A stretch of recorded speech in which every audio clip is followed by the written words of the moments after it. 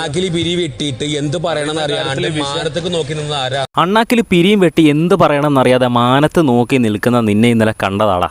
നിന്റെ രുദ്രനൊക്കെ അങ്ങ് സീരിയലിൽ അതും പറഞ്ഞുകൊണ്ട് എൻ്റെ അടുത്തേക്ക് ഉണ്ടാക്കാൻ വരണ്ട എന്ന് അക്ബർ ഷാനവാസിൻ്റെ മുഖത്ത് നോക്കിയപ്പോൾ പറഞ്ഞിരിക്കുകയാണ്. ലൈവിൽ ഇവർ തമ്മിലുള്ള ഫൈറ്റ് ഓൾറെഡി കഴിഞ്ഞു.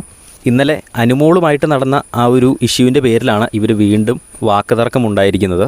ഷാനവാസിൻ്റെ കള്ളത്തരം വീട്ടുകാരോടെല്ലാം വിളിച്ചു പറഞ്ഞത് അക്ബറാണ്. അപ്പോൾ അതിൻ്റെ ഒരു ചൊറിച്ചിൽ ഷാനവാസിന് അക്ബറിനോടുണ്ട്. അപ്പോൾ ആ ഒരു പ്രതികാരം മനസ്സിൽ വെച്ചുകൊണ്ടാണ് ഷാനവാസ് അക്ബറിൻ്റെ അടുത്ത് സംസാരിക്കാൻ തുടങ്ങിയത്.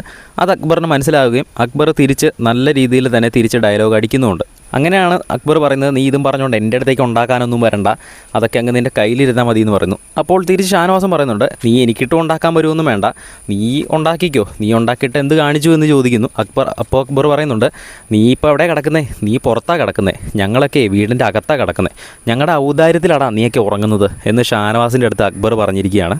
അപ്പോൾ സത്യം പറഞ്ഞാൽ ഷാനവാസിന് തിരിച്ചൊന്നും പറയാൻ കിട്ടുന്നില്ല.